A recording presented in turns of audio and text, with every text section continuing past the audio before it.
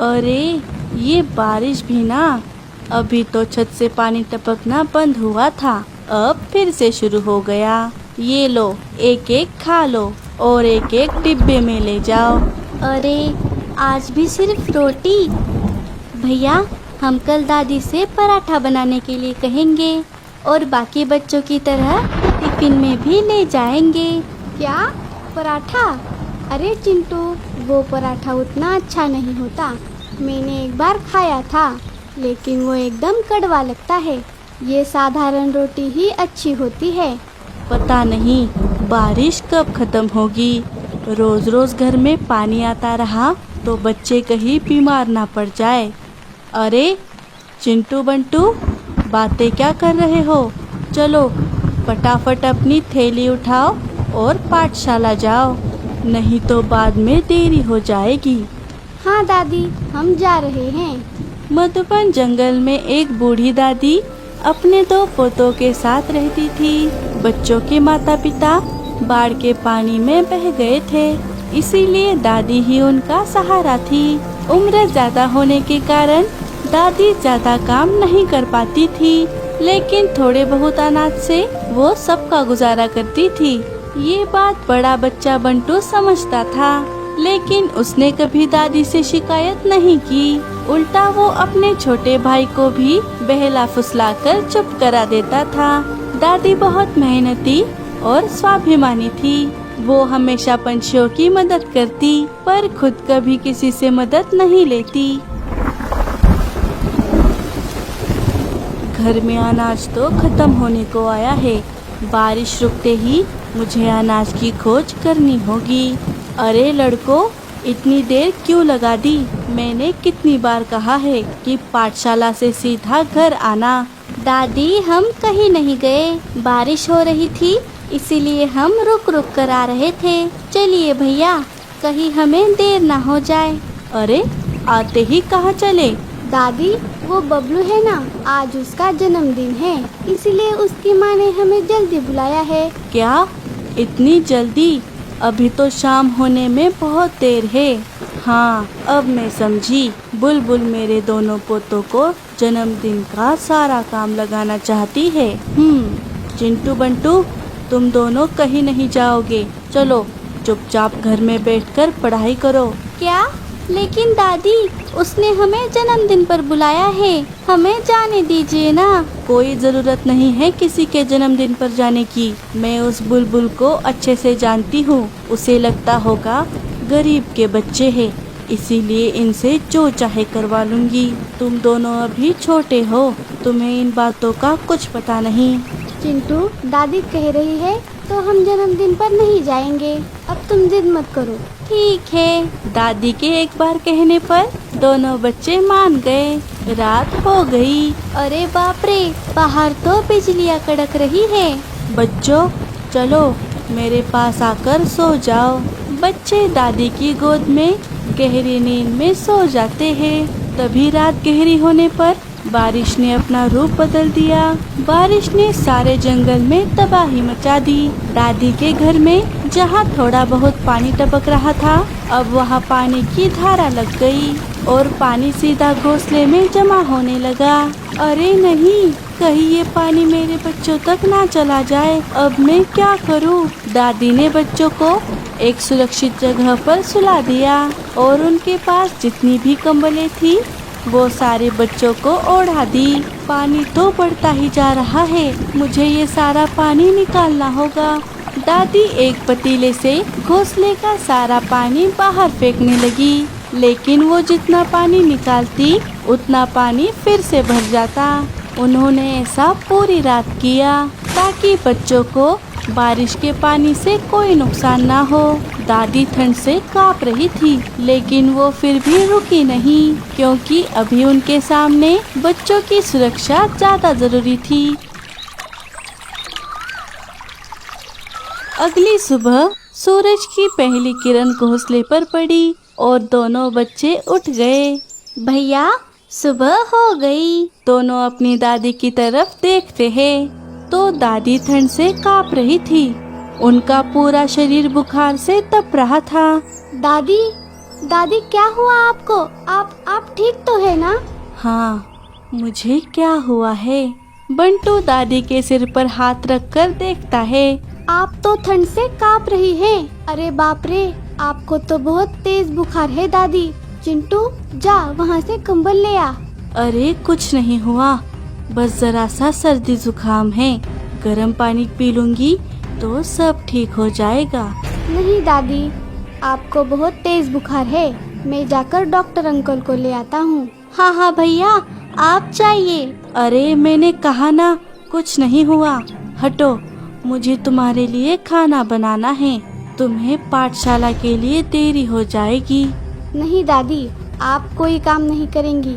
आज हम पाठशाला नहीं जाएंगे। दिन भर आपका ख्याल रखेंगे। अरे तुम दोनों मेरी बात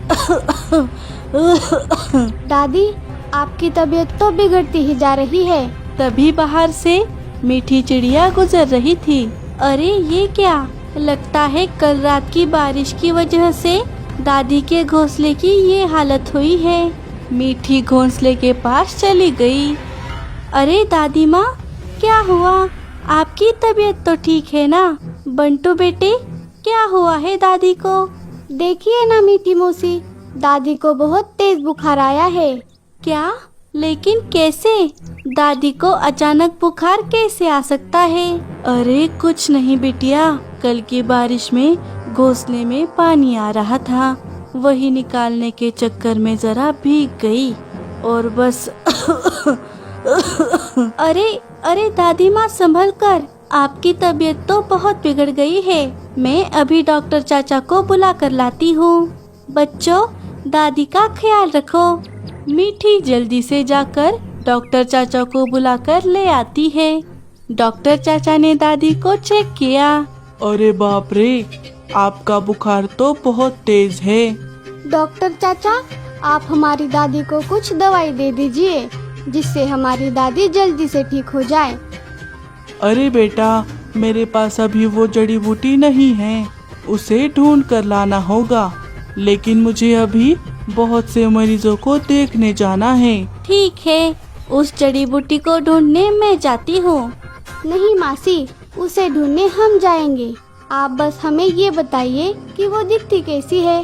वो नीले रंग की जड़ी बूटी होती है, जिसमें कुछ पीले रंग के फूल भी लगे होते हैं। वो तुम्हें जंगल के बाहर वाले इलाके में मिल जाएगी। ठीक है, हम अभी जाते हैं। दोनों बच्चे अपनी दादी के लिए जड़ी बूटी लाने चले गए।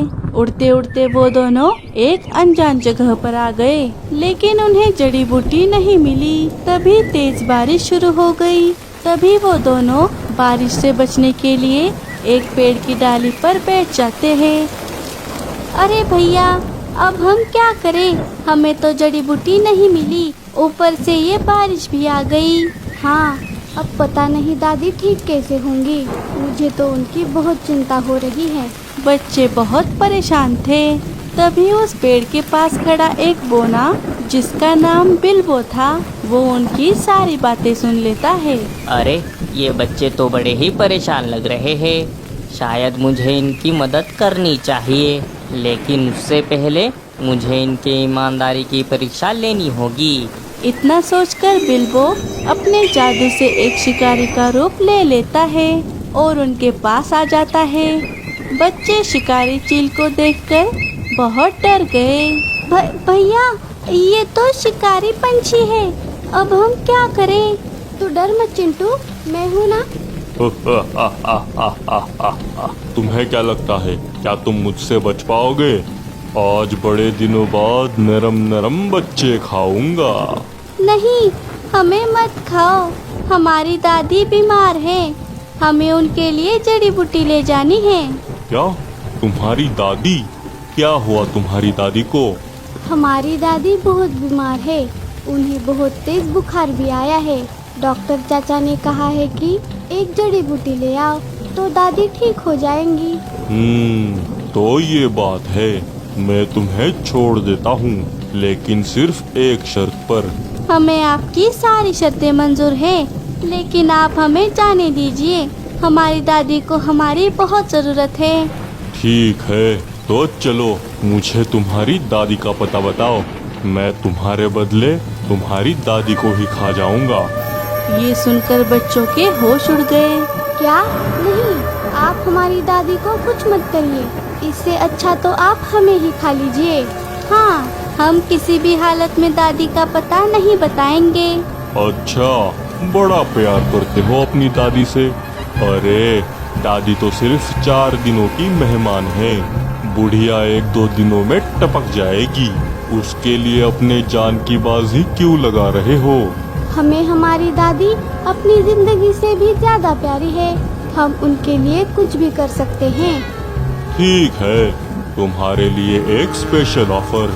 तुम मुझे अपनी दादी का पता बताओ, उसके बदले मैं तुम्हें ऐशो आराम वाली जिंदगी दूंगा, जिसमें आलीशान घोंसला और भरपेट स्वादिष्ट खाना भी होगा। क्यों, बोलो, क्या तुम्हें मंजूर है? अरे, हमने एक बार कहा ना, हम दादी का पता किसी भी हालत पे नहीं बताएंगे। हाँ, हम दादी के साथ टूटे घोंसले में भी बहुत खुश हैं। दादी हमें इतना प्यार करती है कि हमें किसी चीज की जरूरत ही नहीं पड़ती। अच्छा, एक बार और सोच लो। भैया सुनिए, हमें इस शिकारी को चकमा देकर यहाँ से भागना होगा। हाँ, मुझे भी ऐसा ही लगता है। अंकल, हम आपको दादी का पता बताते हैं। वो देखिए, यहाँ से सीधा जाइए और वहाँ से वो देखिए, उस बड़े पेड़ के पीछे। अच्छा, उस पेड़ के? क्या? कौन से? उस बड़े वाले? हाँ हाँ, वही। शिकारी को बातों में उलझाकर दोनों वहाँ से भाग गए। बिल्बो सब कुछ जानता था, लेकिन उसने भी बेवकूफ बनने का नाटक किया। बच्चों, तुम तो मेरी परीक्षा में पास हो गए। आज तक मैंने इतने ईमानदार और स्वाभिमानी बच्चे नहीं देखे। दोनों ऐशो आराम की जिंदगी ठुकराकर अपनी दादी के पास चले गए।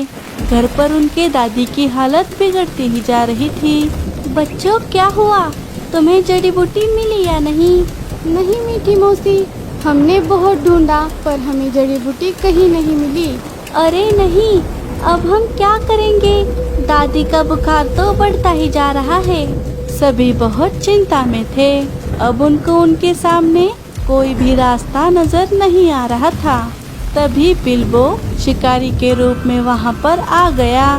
दोनों बच्चे उसे देखकर बहुत डर गए और उन्हें उस पर गुस्सा भी आ रहा था। अरे, आप यहाँ भी आ गए? इसका मतलब आप हमारा पीछा कर रहे थे। हमने एक बार कहा ना, अब जाइए यहाँ से। हम अपनी दादी को कुछ नहीं होने देंगे। तभी बिल्बो चील के रूप से बाहर आ गया। उसे देखकर सभी हैरान रह गए। आप कौन हैं? बच्चों, मैं एक जादुई बोना हूँ। मैंने चुपके से तुम्हारी बात सुन ली थी, इसीलिए मुझे तुम्हारी परीक्षा लेनी थी। मैंने तुम्हें ऐशो आराम की जिंदगी का लालच दिया, लेकिन फिर भी तुम परीक्षा में अव्वल आए। तुमने ऐशो आराम की जिंदगी को ठुकरा दिया और अपनी दादी के साथ ही रहना चाहा। ये सुनकर दादी को बहुत खुशी हुई। बच्चों, मुझे तुम पर बहुत फक्र है। बोलो, तुम्हें क्या चाहिए? तुम जो चाहे मांग सकते हो, तुम उसके हकदार हो। अगर आप हमें कुछ देना ही चाहते हैं तो हमारी दादी को ठीक कर दीजिए। हाँ, और आइंदा से वो कभी बीमार ना पड़े। बच्चों, तुमने मेरा दिल फिर से जीत लिया। मैं दादी को ठीक तो करूँगा ही, साथ में ही तुम्हें एक सुंदर सा हॉबिट का घर भी दूंगा। बिल्बो की बातें सुनकर सभी बहुत खुश हो गए। बिल्बो अपने कहे अनुसार अपने जादू से दादी को ठीक कर देता है और उनके टूटे घोंसले को एक नए हॉबिट के घर में बदल देता है, जिसमें इतना अनाज था जो कभी खत्म नहीं होगा। बच्चों, तुमने अपनी दादी का कर्ज चुका दिया। ऊपर वाला तुम्हारे जैसे बच्चे सबको दे। बिल्बो वहाँ से चला गया और दादी और बच्चे हंसी खुशी से रहने लगे।